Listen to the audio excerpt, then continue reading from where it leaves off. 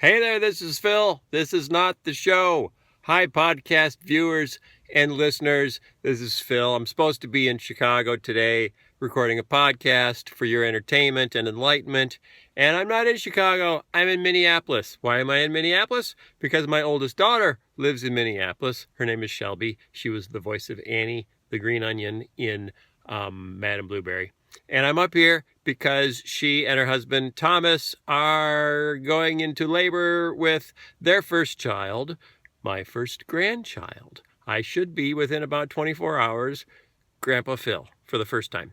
So I had to cancel the podcast for this week. So we're doing a rerun of our interview with John Dickson from a couple of years ago. He is an Australian apologist, Christian thinker, professor, all-around good guy. It's a good interview. I think you'll enjoy it. And keep us in your prayers because we're attempting to have a baby up here in Minnesota, where it's only it's like 50 degrees. It's quite unseasonably warm. Maybe that's a good omen. Okay, so we'll talk to you next week, and I'll tell you how it goes. And next week will be the first podcast with Grandpa Phil. See you then.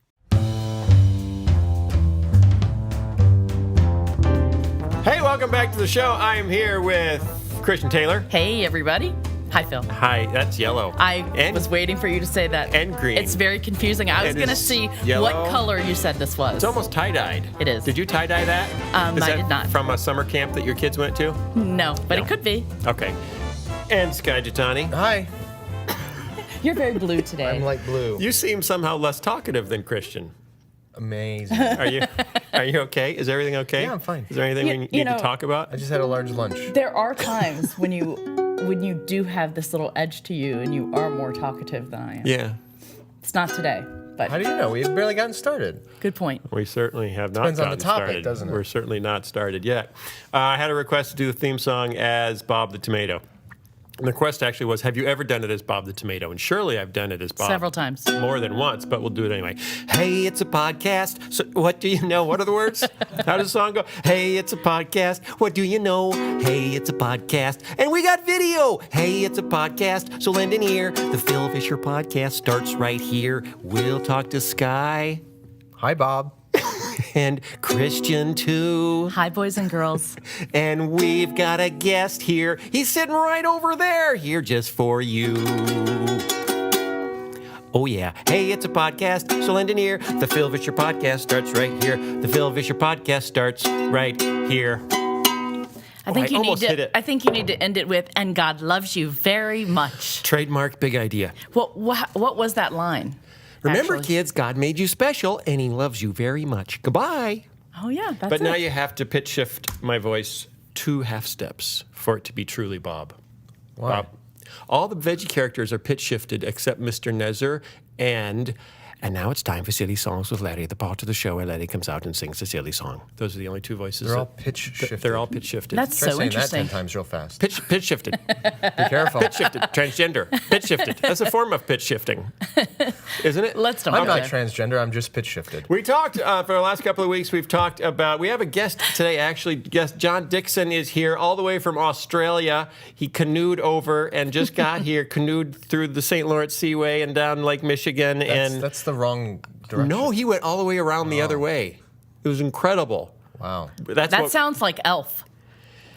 How he went through Yeah. 7 levels of the candy cane forest and then through the Lincoln Tunnel to Right. get to New York from the North Pole. So he will be on in just a second. We got some interesting mail from last week.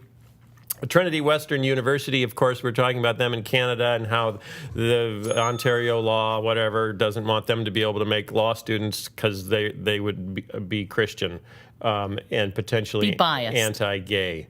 And so we got an email from Curtis who says, I'm a pastor in Edmonton, Alberta. Love the podcast. I've been listening for a few months. I've been following your discussion about Trinity Western eagerly and thought you might like a little more background, which broadens the discussion.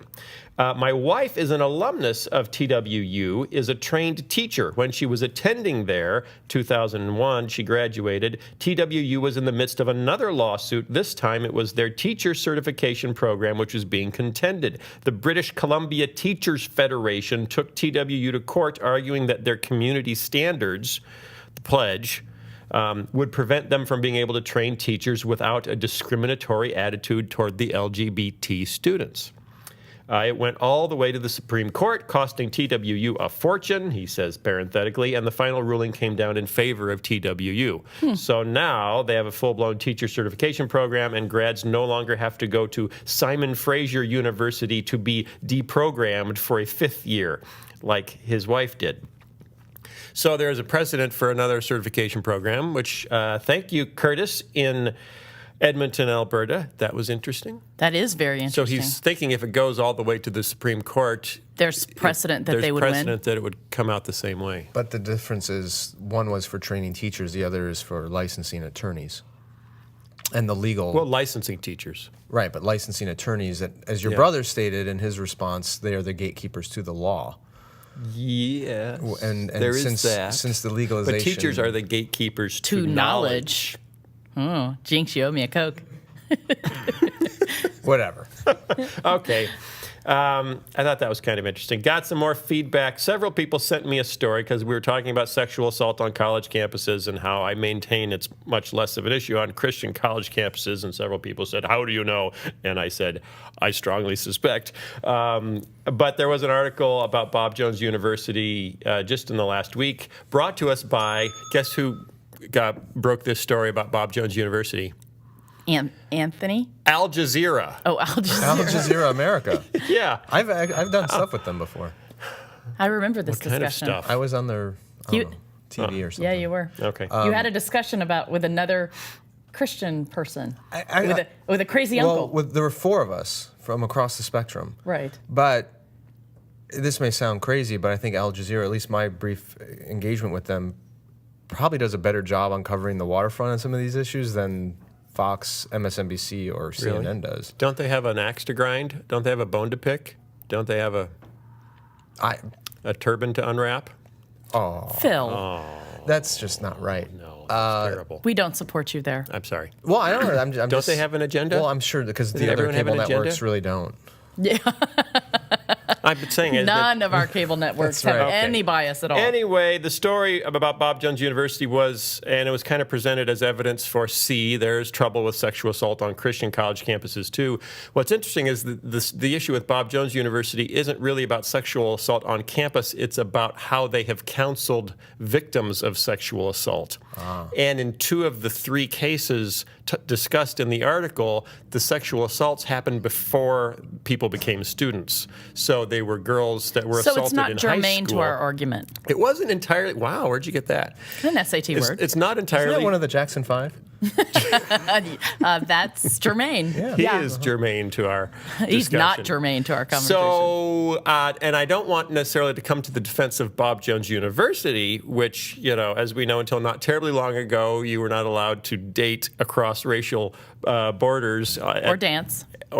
Well, you couldn't dance at Wheaton College until 2 True. years ago. But interracial dating was banned at Bob Jones University, which led to one of my favorite songs, Color Code by Steve Taylor in 1984. I remember that. Yeah, we don't need no color code. We don't need no color code. Take your rules and hit the road. We don't need no color code. And the 3rd verse, which was down in Carolina way, lived a man named Big BJ. BJ went and got a school founded on Caucasian rule. Bumper sticker on his Ford says honkies if you love the Lord.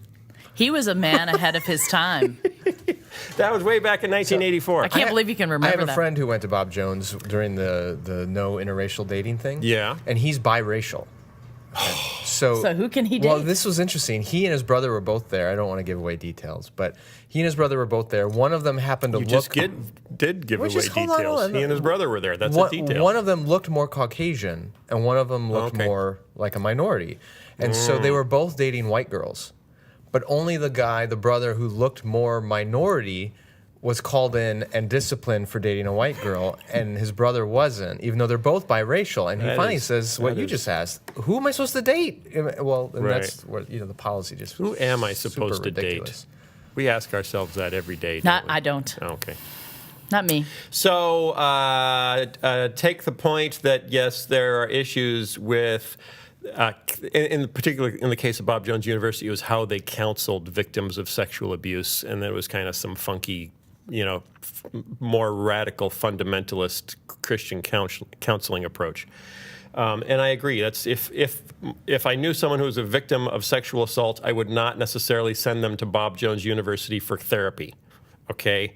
Having said that, there doesn't seem to be a whole lot of sexual assault on the campus of Bob Jones University because we don't have examples of that. That's reported. That's reported. But what you're saying is, not that there isn't any at Christian colleges, I'm not but saying that. It's statistically much less than you would find at secular universities. That's what I'm saying. Right. Particularly when you consider that 3/4 of all the sexual assaults on college campuses involve alcohol, and you can't drink on Christian college campuses. So Yet. Supposedly.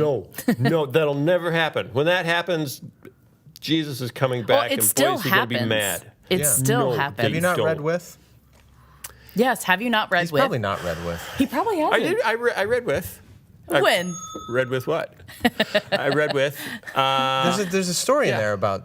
I know. Drinking There is and- drink, but you know you're not supposed to, and if you get caught, you're kicked out. Not necessarily. Not kicked out. You're You kicked. If you get You caught, may be you're kicked. Kicked. Yes, that's First time probably you're true. kicked. The second And time you're then, kicked out. as if that isn't fun enough, we talked about transgenderism last week. We did. Quite an interesting an ism? discussion.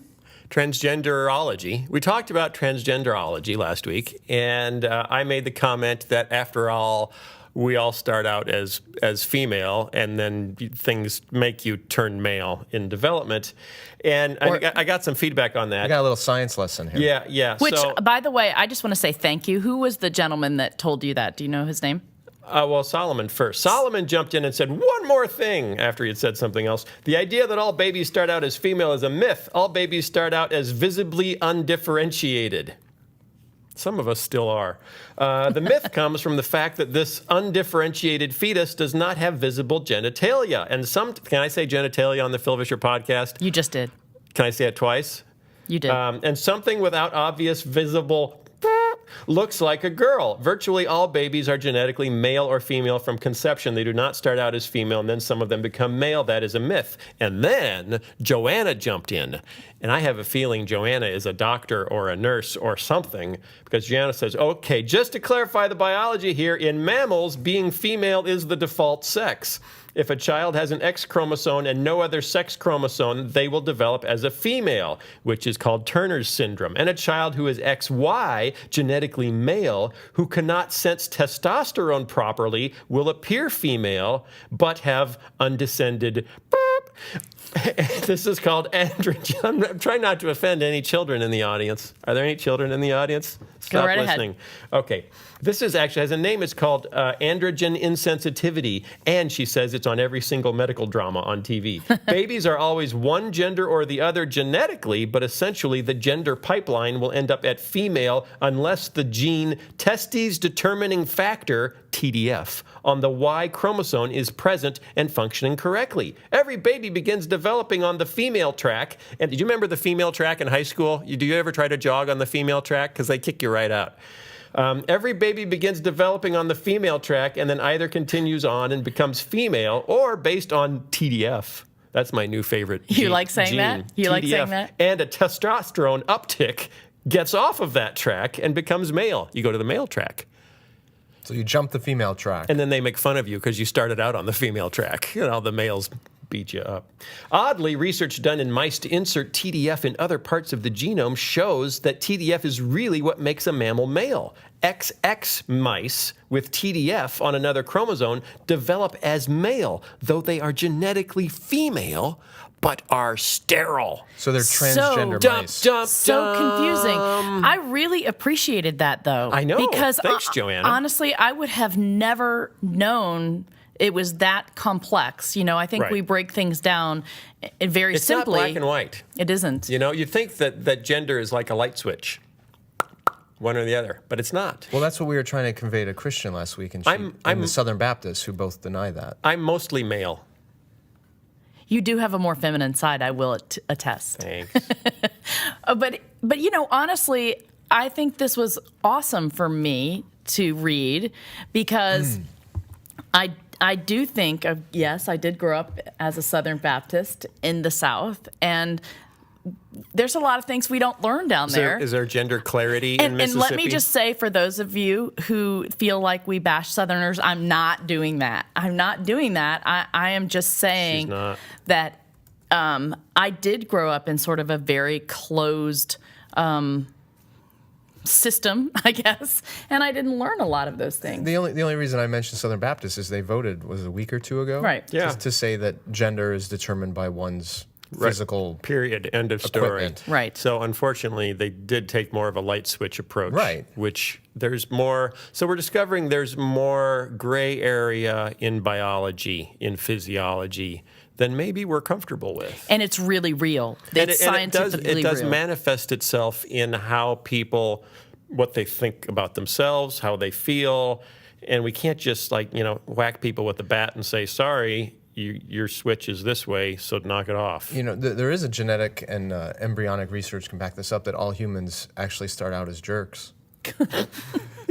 Seriously. So when true. when cells are multiplying initially after fertilization, they form like a ball. I forget what it's called, but it's a ball-shaped thing of cells. Yeah, cell ball. And then one end starts called a cell ball. One end starts moving inward to create what ultimately becomes the digestive system between one end and the other. And that initial To the guy who leads the charge is called Mr. Anus. Well, it is. We all start out as just an anus. I am so shocked right now at this moment. I don't even know what to say. I didn't even know you were allowed to say that on our podcast. Well, you did. All right. Well, that's our news for the week. No, I have one other thing I'd like to talk about. What do you got? So there was a woman that sort of backed me up on the modesty thing. On the modesty thing. Right. Yes. And I appreciated that because I did want to also clarify. I wasn't saying that just Christians ought to be modest based on Christian morality. I think it is a wise thing that we, females in this culture realize that we, carry a very powerful thing. And I just think it is more wise and considerate if we as a culture would realize, we respect ourselves, I think, by being more modest. And I'm with you. Yeah. I'm with you. So I'm take- probably going to get beaten up for that one too. But Take that.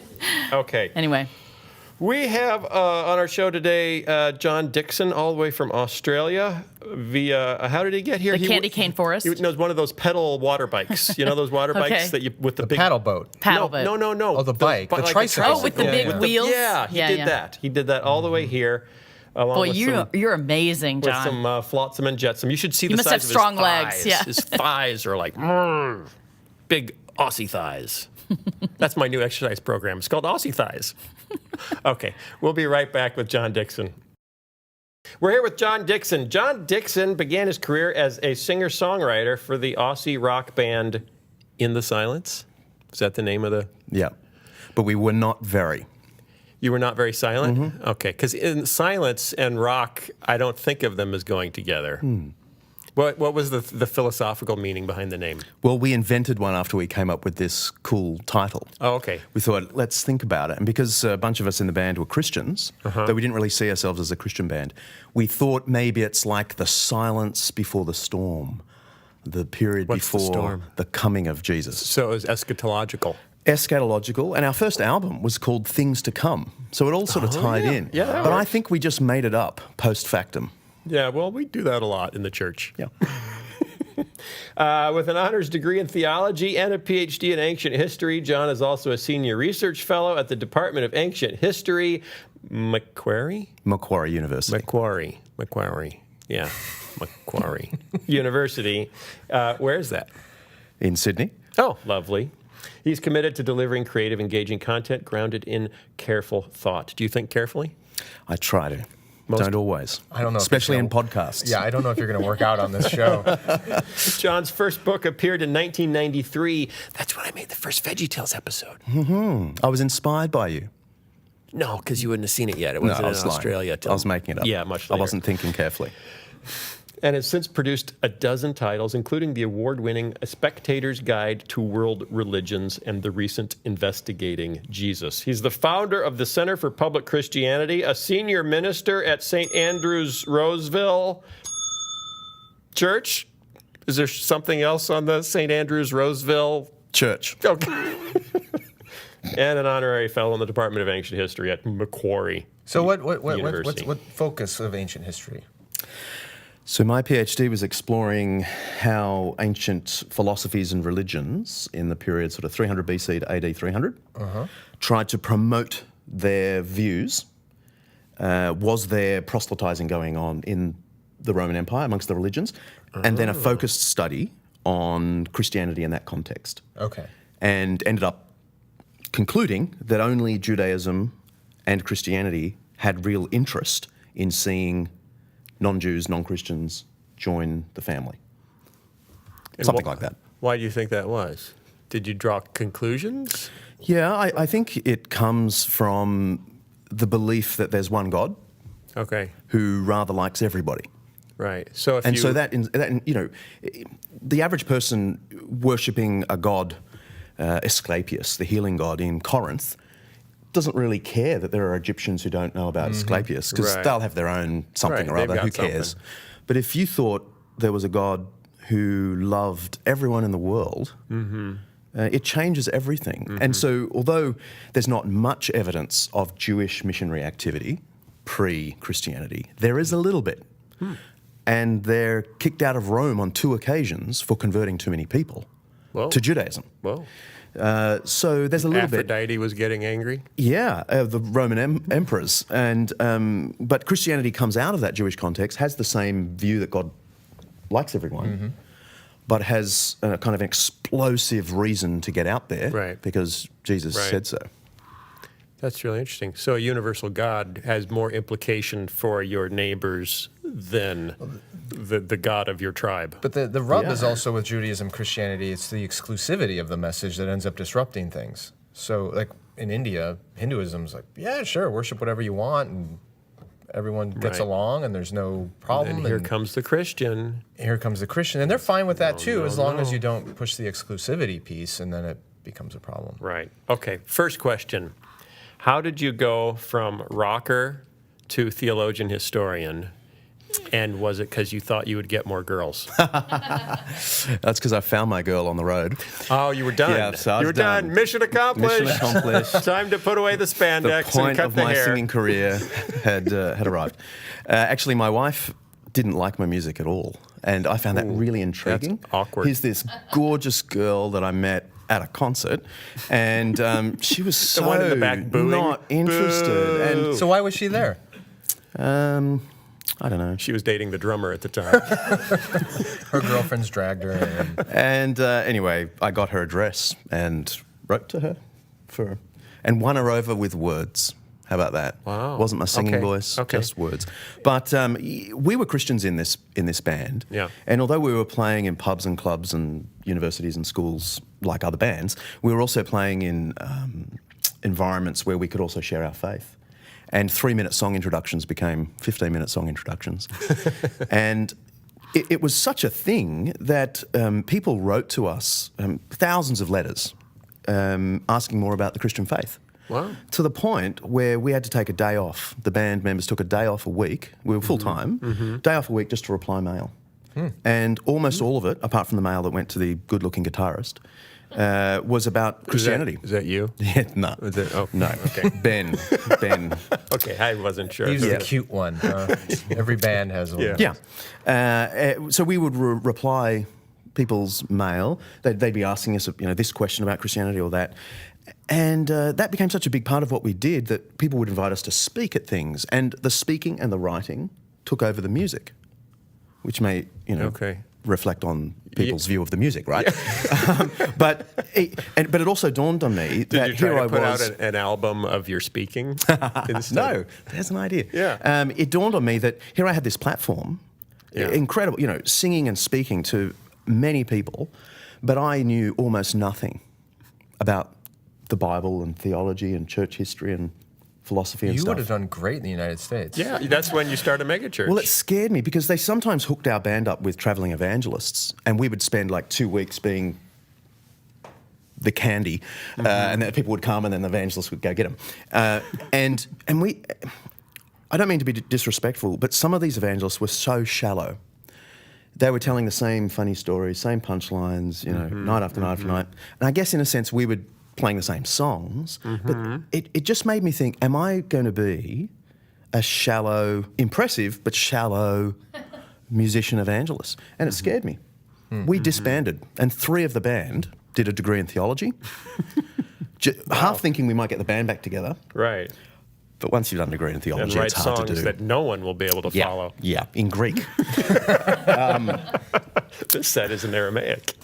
But I got so into the nerdiness of theology that after that, that's when I did my doctoral studies in history in a secular university. So how old were you when you moved from music to semi-full-time student? 26. Okay. Cool. And when did you start the Center for Public Christianity? About 7 years ago. Okay. All right, talk about that. How did that emerge? What is a Center for Public Christianity? And is there also a Center for Private Christianity in Australia? That's kind of the point. What we want to be doing is bringing Christianity out where it always was. Jesus was out in public.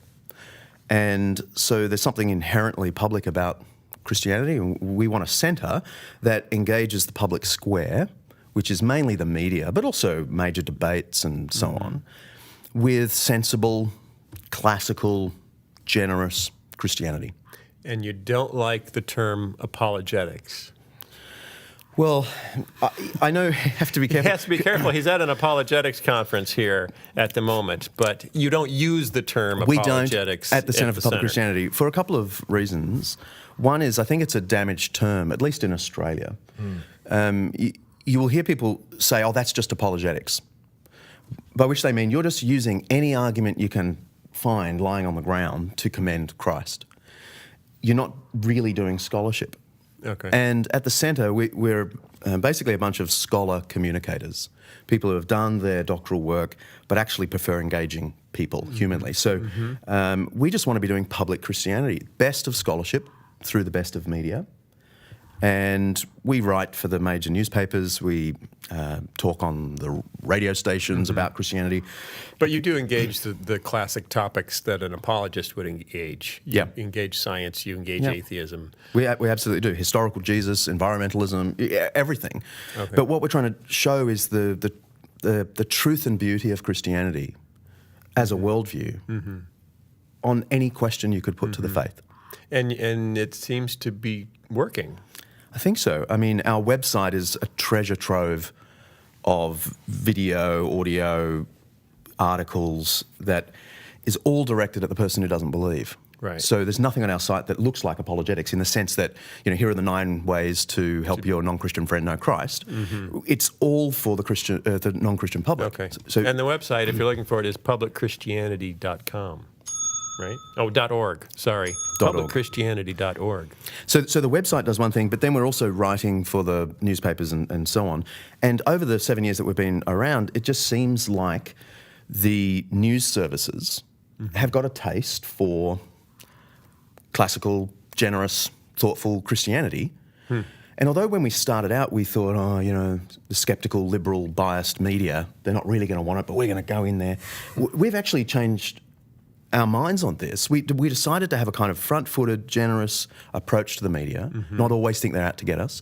And we have been stunned at the opportunities we've had in serious left-leaning media to talk about very open Christianity because they actually want a more nuanced conversation.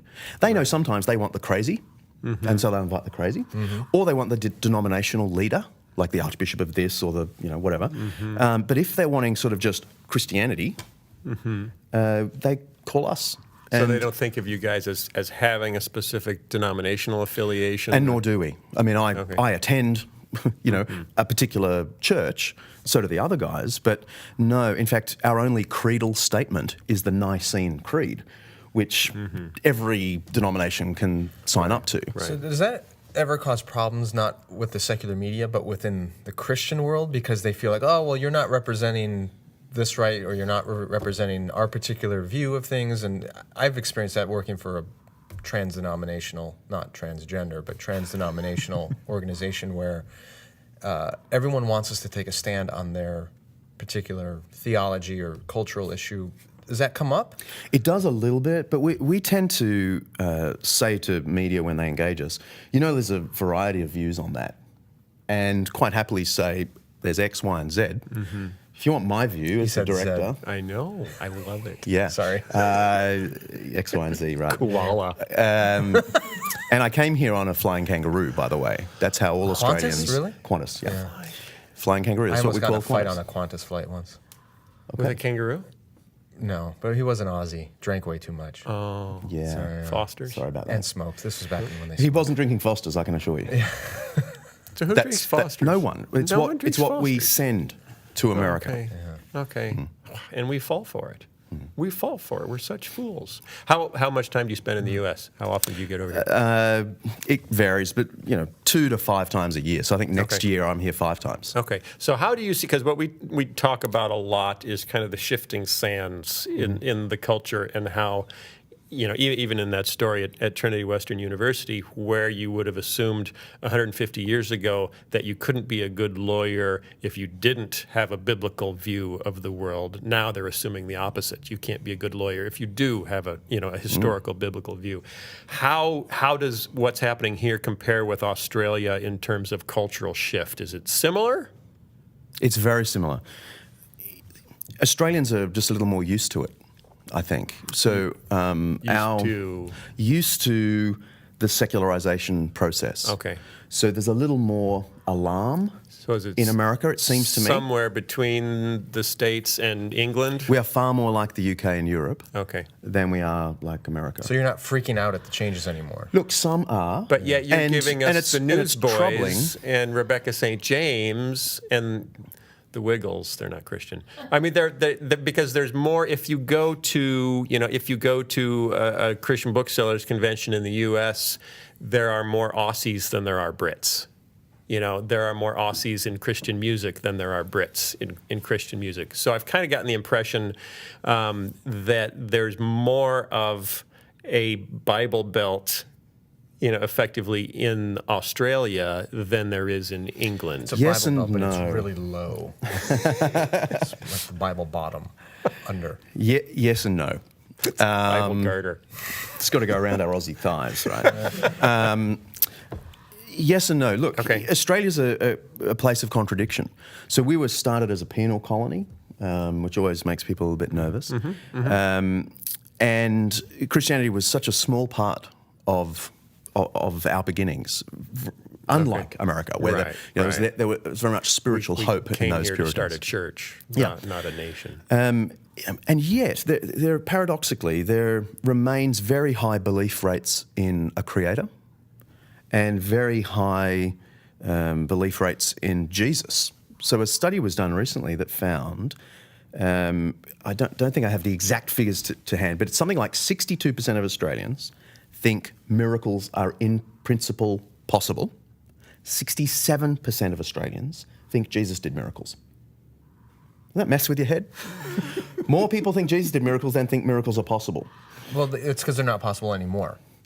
No, but it was just an in principle, right? But I think the reason is Interesting. these questions weren't one after another. They were elsewhere in the Right, survey, right? right. But I think Australians go, I'm not so sure about the church and all that, but Jesus... He's a good bloke.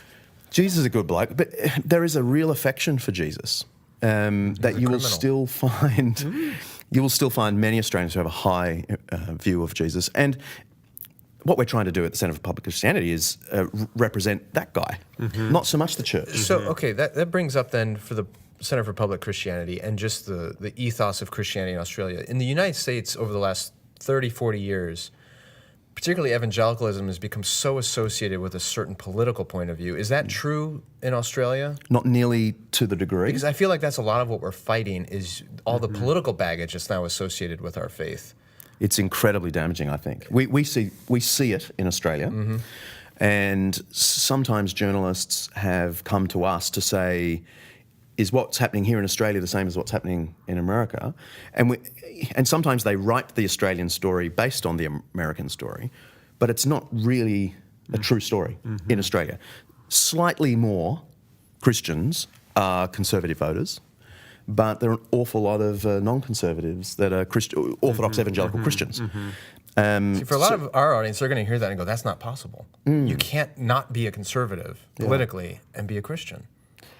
Yeah, I hear that, but that's just how it is in Australia. What are you speaking on this week at the Ravi Zacharias conference? What's your topic? Believe it or not, I asked if I could come and teach the Bible. Interesting. Instead of address, I mean, I've done this conference many years, and I've sort of wheeled out my, science talks and historical Jesus, which is more my specialty. I've done that in the past. So I asked if I could expound the 10 Commandments. How to kill a conversation. The 10 Commandments. Are they not aware they're of selling them? tickets to this, right? And so over 5 days, I've been unpacking the commandments. But what I've been trying to do is show how they're refracted in Jesus. In fact, I've worn my Pink Floyd T-shirt in order to illustrate, I'm not sure if we can see this, the refraction. Think of the Old Testament law as the light that passes through the life, death, and resurrection of Jesus. Okay. And refracts into its true spectrum. Do you see in this one moment, we have your whole story. We have the rocker and the theologian. All there. Why not? Which Pink Floyd song do you think best reflects the life of Jesus? Uh-oh. I wish you were here. Okay. Okay, so can you give one example of one of the commandments and how that gets refracted in the life of Jesus? Sure. Well, we're all quite used to the idea of food laws being refracted because Jesus said all food is clean. But we can still read that Old Testament law and hear God's voice in it to make the distinction between the clean and the unclean is just a basic principle of life, right? Even though we don't sit under that specific law. Sometimes refraction is intensification. So the don't create idols command, number 2, in the New Testament, still don't create idols, becomes greed. Twice the Apostle Paul says greed is idolatry because it's revering created stuff instead of the creator, which is pretty much like creating an idol. So there's an intensification. Then I think the Sabbath is an interesting example of refraction in the sense of being transformed beyond recognition, not contradicted. But Paul is quite clear in Romans 14 and in Colossians 2 that Christians aren't to judge one another on whether they keep a Sabbath, which is fascinating because the Sabbath command is there. Right. And why is this? Because in the New Testament idea, the Sabbath was always a sign of being delivered from slavery into rest of God's salvation. And so the Sabbath command in Deuteronomy says, I rescued you out of Egypt, therefore keep the Sabbath holy. So the Sabbath, already in the commandment, you can see it's meant to be a sign of rest. And a weekly cycle of that, yes, but in the new covenant, that rest is seen as our resting in Christ's forgiveness, the rest that we will enter into in eternity. And it's still God's wisdom to actually rest, but we're not to judge one another by not keeping the commandment in its unrefracted form. We obey it in its refracted form. So what do you do with contemporary theologians, more progressive theologians, who say, well, we need to refract the commandments of the New Testament now to better understand God's intent for today? So they'll take things like marriage or sexuality, or you can go on down the list of New Testament ideas and say, well, that was fine then, but we need to refract them further and apply them to our day, to a more progressive hermeneutic, in other words. I would just say that's to miss the whole point of the New Testament, because what is it that refracts? It's the prism, right? The prism refracts light. What prism have you got in your liberal theological agenda? The only prism that the whole Bible gives us is Jesus Christ. And so the response to, I'm playing devil's advocate here. Sure. You do it so well. Thank you. It's the bald thing. We still have the Holy Spirit, and the Holy Spirit is continuing to refract the Holy revelation Spirit of Scripture. Provides endless prisms. Sure, but he was sent by Christ, and so he can only ever point back to Christ. And so you're without any authority to change the things of the New Testament. And the great thing is, the Old Testament itself said it would one day be refracted. So Moses said, I'm going to go, and another Moses, a prophet like me, will come. Who's greater than I am. And you have to listen to him. But then the last line of Deuteronomy is, ever since that day, there's never been a prophet like Moses. Aha. So this is a deliberate saying, we've got to wait for the prophet like Moses. So there's this tension set up. Then, of course, Jeremiah 31 says, I'll give a new covenant. It will not be like the old covenant. I will write my law in their hearts. I will forgive their sins. Jesus takes the bread and the wine and it says, this is the new covenant in my blood. So he has set this whole prism thing up. This is not us picking and choosing. Our secular friends like to say, oh, you just pick and choose. You don't like that command. You do like that command. It's rubbish. You've got to pay attention to how Christians have always read the Old and New Testament as two covenants refracted through Jesus. How did we get onto that? I totally agree. I think it's a great answer. But the way I like to, all the way. I like to say, instead of refraction, Jesus makes the light prettier. Do you like that? Look, it's prettier. It's a rainbow, man. I'm suspicious now. Yeah. Oh, there's a thing you guys have. Yeah, right? I know. You can step in it in so many different ways over I'm here. going to take my kangaroo home now. What's it? Oh, yeah, you flew the kangaroo.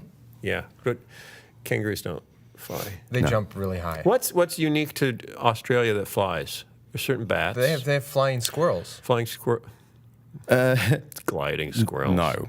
We have all kiwis sorts don't of fly. bats. Yes. We have lots of stuff Kiwis was don't attacked that by doesn't bats. fly, like emus, Yeah. right? Because Australia, it's such a great place, peace everywhere, relaxation. Birds just gave up flying. That's basically it. Right. We've got the beach. Why do you need to fly? Right. Yeah, Sharks. it's only well, they're water animals, right? It's only in countries where there's lots of stuff, that you Right. need to fly away from. Okay. That people keep flying. So another topic, as you engage a lot on science. Australia is the birthplace of Ken Ham. Therefore, How big of a young Earth movement is there in Australia, and how do you engage? How do you kind of parse those waters? Because we bump into that a ton here. I get into trouble a bit. Okay. For Not just for your choices of T-shirts. for And not. metaphors. Look, I am friends with lots of six-day creationists. I'm not a six-day creationist. I think the science is pretty clear, but more important for me, Genesis looks like it was not written to be read concretely. Its literary style looks like it's inviting a more literary approach to its themes. But, I think you can be a faithful, believing Christian six-dayer and a faithful, believing... So the Center for Public Christianity, does the center take a position? The problem is when we get real professors in the studio, and we don't go for Christian apologists. We go for top-tier professors. Okay. We haven't yet found one who doesn't think that the world is millions of years old. Okay. So if we had a top professor from Cambridge University in the UK and who was in town, was a Christian, and could make the case that six-day creationism is right, we would, of course, interview them. so obviously six-day creationism is not part of the Nicene Creed. It's not. So it's not part of what you're going to defend. No. And Nor is it a big part of Australian Christianity. That's what Phil's getting at is how Yeah. much is this a part? Because it is an ongoing issue in American Christianity. Yes, but it comes It up, seems to be a non-issue in other parts of the world. It's a non-issue. Well, I won't call it a non-issue. There are still many, devout six-day creationists, but I wouldn't say it's a majority in Australia. I would say the majority of Christians, just very comfortable, have never thought you had to take those early chapters in a literalistic fashion. Which maybe is why Ken Ham is in the United States, because there's more fertile ground here It's for a his views. Bigger market. Yeah. I suppose. Yeah, that's why Justin Bieber came down from Canada. Bigger market. That's why the Beatles came from England. The British invasion. They didn't stay. They were just visiting, I think. but I read still. your story, the top 10 tips for atheists this Easter. That was fun. Okay, that thanks. that was a fun piece. So what are they? Let's hear some. Tip number one. And context is this is for a major news service, secular news service. Yes. And as So a you get result a little, of this, you get a little cheeky with your stuff. I did. Well, I basically- stepped over the cheek monitor here. The premise is atheists should drop their easily dismissed scientific, philosophical, or historical arguments against Christianity and instead quiz believers about Old Testament violence and hell, writes John Dickson. Who is this John? Oh, that's you. Right. And that's interesting because you're offending in multiple ways. I know. You're saying none of your current arguments are any good. And then you're saying, if you really want to make us uncomfortable, ask about this. I know. Which makes Christians go, yeah. It seemed like a good idea at the time, and it certainly got a lot of hits and so on. But look, I'm not really attacking atheism per se there. I'm just saying the new atheism is so lightweight. It really is. And there are heavyweight atheists, and our new atheist friends need to listen to them, because to people who are informed in philosophy and history and the sciences, new atheists just sound silly. So when Richard Dawkins says a serious historical case can be made that Jesus never lived at all, as has been made by G.A. Wells of London University, it sounds good, but everyone knows G.A. Wells is Professor of German language. I didn't know that. Everyone who knows historical Jesus, When he I wrote a took popular classes book. from him, he was teaching. He wrote a on popular something book. else. He's a German professor. It's just, you wouldn't find a professor of ancient history or classics in any major university in the world who thinks Jesus didn't live. So let's drop that one. This whole business of faith being believing things against evidence, let's drop that. No theologian in the history of Christian thought has thought faith is believing things without evidence. So I just want us to get on the same page. So new atheism is sort of like new Coke. It's just really unnecessary. A failed experiment. The old Coke was just fine. So we need classic atheism. We need classic atheism. I think we do. Yeah. And I think But one new thing... atheism is so much more popular, and because it's aggressive. It's like an episode of South Park. You know, it's just like wham, we're gonna punch you right in the nose and kick you. It's atheism for the Twitter generation. But it's overreaching.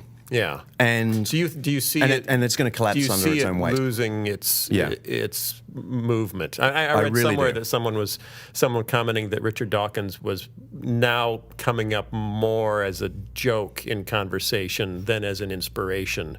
You know, even in some atheist circles, that he's almost a cartoon of himself. He's jumped the shark? Very possibly, yeah. That probably means something else in Australia. Yeah. I have no idea what that means. Yeah, it's a Happy Days reference. Remember Happy Okay. Days? I do. The TV show? The Fonz. Yeah, there was an episode where the Fonz jumped over a shark he was water with a skiing. motorcycle. No, he was real life water. shark. He was Yeah. on water skis. Okay. It was when And Jaws was really popular. He jumped a shark. He jumped over the shark with water skis. Yeah. And everyone thinks after that episode is when the show really started to decline. Yeah, that episode was the beginning of the end. Right. Yeah. So jumping the shark. So it's becoming a cartoon of yourself. I like it. Yeah, it's like when it. you've reached your apex and now Yeah. you're on the way down. Well, I think that probably is new atheism. And you can already see some atheist writers really pulling back, distancing themselves from Dawkins and Hitchens and Sam Harris and so on, and trying to have a more nuanced conversation. And do you bump into a lot of, because if you post an article like that and then go down and read the comments, Which I no longer do. yeah, that's a mess when you do that. There's still a lot of popular level just regurgitating of sound bites from various, whether it's Bill Maher on HBO or, Richard Dawkins said something to Jon Stewart, and it all comes back in sound bites. What do you do with that? Do you simply just ignore it? Because my concern is that's where a younger generation is getting most of what they believe to be knowledge. Is, I heard this soundbite, I read this tweet, and so now I know that, for example, Jesus never existed because this German guy said so. All the more reason for Christians to be in the public square, doing public Christianity. Christianity Today should be pitching articles to the New York Times, get the best writers. Our top professors who are Christians should be putting themselves forward for comment, because that's how you get the people out there hearing the more nuanced stuff. Right. And I've come to believe that the hundreds of comments that follow an article like that, that's not really where the action is. It's the lurker who won't comment, who's a lot more reasonable, who's just looking for something sensible, maybe a little bit sparky, coming from a new angle. And I'm writing for them. Okay. I know I'm going to get hammered, and I'm happy to take hits, but they're not the majority. The majority are just looking on going, actually, that's not a bad idea. And hopefully that's something God can take and do something beautiful with. So you're obviously very well established in the Australian church, and you come to the United States regularly. You probably have a feel for things over here. What do you think the American church can learn from what's happened in Australia? Or what can we transfer to our context that would be beneficial? Nothing. Really? Oh, come on. What right do I have to offer comment on that? I didn't say you have a right. I'm just inviting it. Now I you will have just an say this. obligation. I will just say this. Or what should we You don't not have do? to be so scared. How about that? You don't have to be so scared. Sometimes you can lose political force, legislative force, and not lose gospel force. And, with my historian's cap on, I'm forever impressed that the early Christians did what they did in bringing the gospel to the Roman world without any legislation or power or anything. Mm-hmm. And this truly baffles classicists. One of our leading ancient historians, a professor in Australia, Edwin Judge, would describe this as almost miraculous, what the early Christians did in converting an empire without any power. Mm-hmm. Mm-hmm. And so from the Australian perspective, I'd just say, in the kind of pre-post-Christendom in which we find ourselves, not quite post-Christendom, not quite Christendom, pre-post-Christendom, it can be scary, but I think you can relax, because the gospel can still go forward very powerfully without the kind of sociological measures that we seem to be fixated on. That's a topic we've talked about quite a bit on this podcast. Yeah. How to be a faithful Christian in our rapidly changing culture without being afraid. And it tends to go much better. It does. If someone wanted to read just one of your books, which one would you recommend for a more casual, for a podcast listener? Which is your most popular book? Which is your most accessible? Do you remember any of your books? They're on my website. I heard you speak on your book on humility. What? I'm so embarrassed that I wrote a book on humility. Why? Because then I get introduced as, and this is the guy who wrote the book on humility. Well, and then you make a joke book on humility ever. Oh, man. And then you make a joke about it. Yeah. It was a very misguided project. Okay, scratch that one. Don't read that the book. book on humility. Yeah. What about the comparative religion book? What's that one called? It's not bad. It's not. Well, I'm not telling you to rate them. A Spectator's Guide to World Religions, sure. But my historical Jesus books are also there. Okay. People can find out for themselves. JohnDickson.com? .org? JohnDickson.org. JohnDickson.org, because you're an organization. AU? Yeah. No AU? I'm not No, there's no AU. No AU. No AU. I got it here somewhere. Let's go to all his websites. JohnDickson.com, public.org, JohnDickson.org, publicchristianity.org, standrews.net.au. Just to mess with your head. Check out his church. And you can look him up at Macquarie University. Is it in a quarry? Nope. That would be really cool. Sydney is one of the coolest cities I've ever been to. Yeah. What a I've beautiful never been city. there. But it's too far away. Could you bring it closer? It's not. We like it just where it is. Okay. Now I have to sum up what we just talked about with a song, which usually goes horribly. Because I'm not a former rock star like you are. You should hand over the strings. I'm a tomato. Can you play ukulele? No. You're just saying that like you're saying you can't remember any of your books. The guy who wrote the book on humility is practicing a little. Hey, is the church rent asunder? When you go check it out down under, are things changing there like they're changing here? If you came to America on a kangaroo, it's so easy to step in a bunch of political poo. 'Cause we're a little more paranoid than our Aussie friends. So take a tip from John and don't be so paranoid and freaked out and scared of everything, because it doesn't help anybody, and try to write articles for major daily newspapers, because it's better than just talking to ourselves. Okay. Oh, man. Thank you. I apologize on behalf of the Thank Northern you. Hemisphere. I like it. That's You do the best great. you can with what God has given you, Yeah. which may or may not be much. Yeah. How long are you here? Fly out tomorrow. Okay. Well, cool. Well, thanks for stopping by. Great fun. John Dickson, JohnDickson.org.